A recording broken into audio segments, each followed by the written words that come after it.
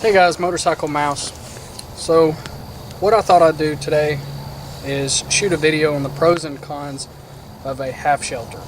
I've done a review of the half shelter when it was in its full shelter form, along with a Polish Levu, which is the Polish version of this exact thing, their version of the pup tent.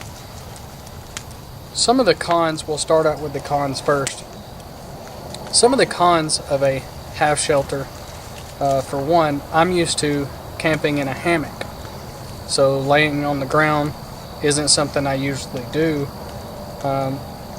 During the summer, I don't like this option because there's ticks and bugs and everything else that crawls around on the ground. Right now this is December 2nd or 3rd, something like that, so you don't really have that problem in the winter, but during the summer you have that issue. Some people say that if you lay out the ferns and things like that underneath you, that helps, but it doesn't really help that much in Georgia.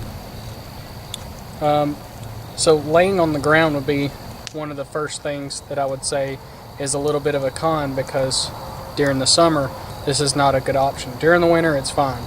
As long as you have a good mat, you don't feel any rocks or anything like that underneath you, which you should clear out as best you can, but a lot of the places that me and Whiskey 3 camp a lot of the times, you really can't do that. The ground pretty much is rocky, so you can clean it out as best you can and level it out as best you can, but that doesn't always mean that it's going to be nice level ground like I'm on right now.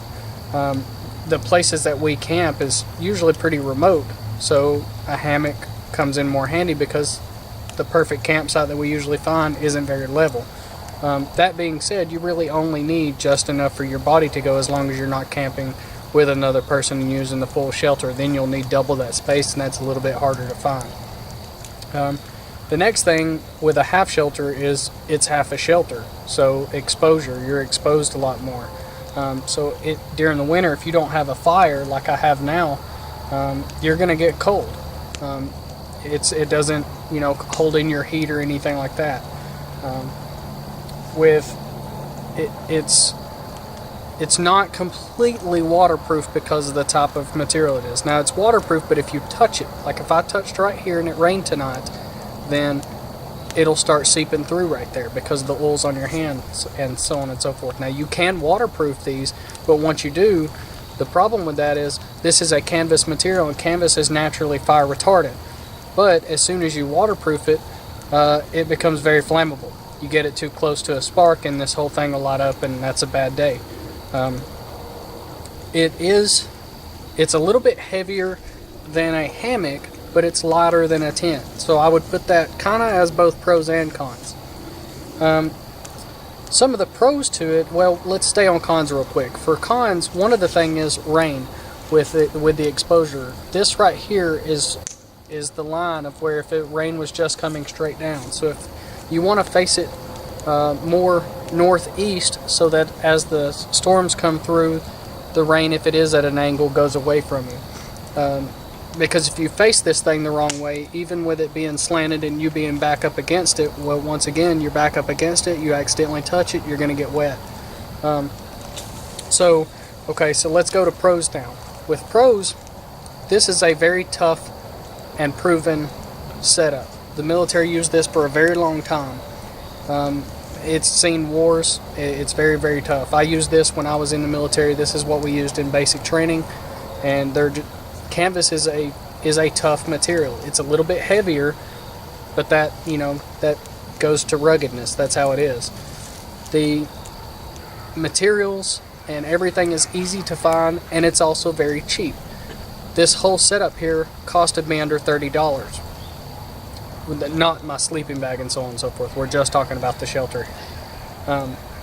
It's very easy to find. You can find it at Army Navy stores everywhere. You can find these brand new where a company has made them that wasn't actually used.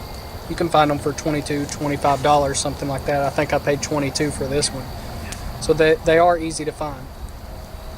One of the pros, I would say, even though I said it was a con, is the weight. I mean, it's lighter weight than a tent, even though it is just half a shelter, but that's really all you need, especially if you have a good fire during the winter time and you have something like a reflector. I could put up some Mylar right here and reflect the heat back down to me, and I'd be very warm.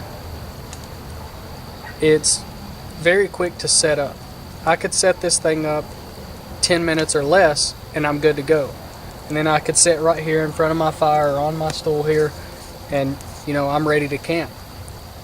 With the hammock, it takes, the hammock is very quick to set up, but it depends on what option you're going to. During the winter, I like this option because I can set it up pretty quickly, and I can, pick a nice camp spot and just, set it up. So I would say that this is something that you would carry if you're wanting to do a day hike or something like that, and you wanted to have you a shelter and you just wanted to set up and chill out for a little while and then go back.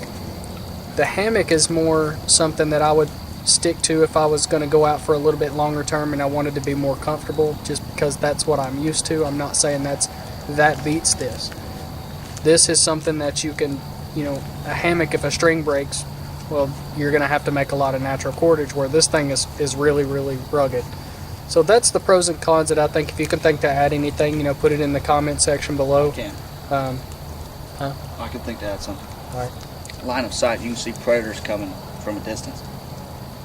That's a good one. You can see, because you have the exposure here, you could see predators coming from a long way away. Whereas if you are in a hammock, you would be,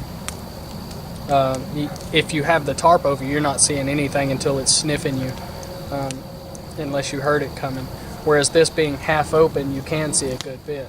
Now if you have two people with you, if you have the second half to this, one of the issues that it has when you have the whole shelter is you have to let it be breathable.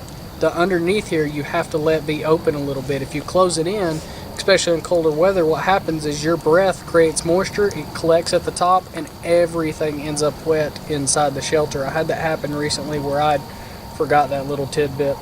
But it's a good thing to have as far as a simple shelter that two people can carry. Then you're not carrying all the weight of your shelter, the other person's carrying their half. So you're really only carrying half of this, and even this you're carrying a little bit less because they're carrying the other 3 poles. So that's a lightweight option if you have 2 people going.